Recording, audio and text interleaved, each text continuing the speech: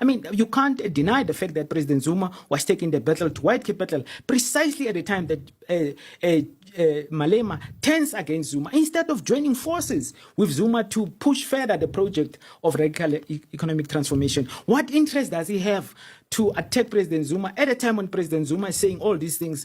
A sitting state president. Remember, when President Zuma said, black political parties must unite for land expropriation without compensation, he was a sitting president. It incensed the reactionaries such as Thabo Mbeki to the extent that Thabo Mbeki writes a 30-page document attacking President Zuma for calling for black unity. Mbeki, you can Google that document. Mbeki in that document... Google the document. Yeah, Mbeki on land expropriation without compensation. You will see there, he says Zuma is anti-ANC. Because the ANC... It's counter-revolutionary, those are his words. Yeah, later on, of course, now he says counter-revolutionary. Because the ANC is not about black people. He says if you call for black unity like that, you are doing a PAC project. It is not an ANC project. The ANC is about non-racialism, which means that its people includes white people. And then he rejects in total the idea of land redistribution, which is driven by land expropriation without compensation. This is former President Mbeki on this 30-page. Yes, in this 30-page document, he responds to President Zuma, who at the time was calling for black political parties to unite to bring about land expropriation without compensation in parliament. And Mbeki writes this 30-page document to denounce Zuma, to say Zuma is being anti-ANC because the ANC will not call for black unity. So, Julius Malema, the man who has conned and scammed so many uncritical masses into believing him to be a revolutionary, is on daily basis being exposed for who he truly is and what he stands for. So Julius Malema wanted Johann Rupert's money to deal with President Jacob Zuma. This is not a rumor. He once had such a tweet. He once tweeted something like that, asking for funds from the likes of Rupert and the white monopoly capital for him to be able to fight Jacob Zuma. So, what if I told you that one of the loudest voices against white monopoly capital once publicly called for funding and asked for money from the very same establishment? What does that tell us about the character of the man and his politics, principles, and values? Today, we are unpacking this explosive matter that Julius Malema once sought financial backing from billionaire businessman Johann Rupert to politically deal with none other than former President Jacob Zuma. You would remember who was at the forefront of mobilizing for this anti-Jacob Zuma, the Zuma Must Go Brigade. It was Julius Malema and the EFF.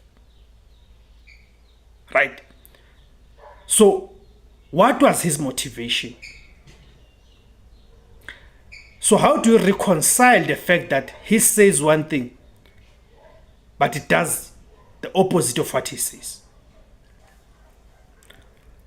So let us break it down. So Julius Malema, by the way, what I'm saying, that Julius Malema publicly asked for funds and money from Johann Rupert is not new. It has surfaced multiple times in the political discourse of this country, often used by critics to expose Julius Malema's so-called revolutionary image. That what kind of a revolutionary is he? Right. So what happened is that at some point during his fallout with President Jacob Zuma, Julius Malema sought financial support from powerful business figures to strengthen his position and ultimately remove Jacob Zuma from power. Now the question is, to remove Jacob Zuma from power, to whose benefit? Now, understand this. At the time, Julius Malema had just been expelled from the ANC Youth League, from the ANC, and had gone on to establish the Economic Freedom Fighters, and was positioning himself as a radical alternative in South African politics. At the same time, Jacob Zuma was facing increasing pressure from within the ANC, that will involve your ANC Veterans League and stuff, from opposition parties, that will be your Democratic Alliance and the EFF and COPE in Qatar and others, and from sections of business, mainly the white monopoly capital. So the question becomes, was Malema playing both sides? The political context. To understand this properly, you need to go back to a period around 2011 to 2017.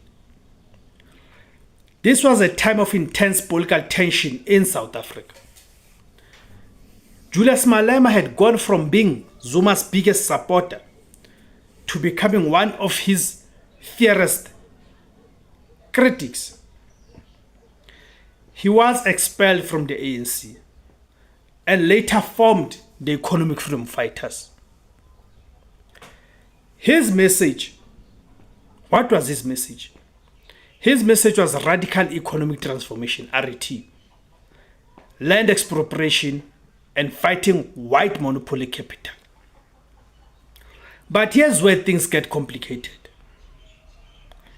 Johann Rupert, one of South Africa's richest men, represents the very same system Malema claims to fight against. So why would Malema ask for money from Johann Rupert? There are two possible explanations.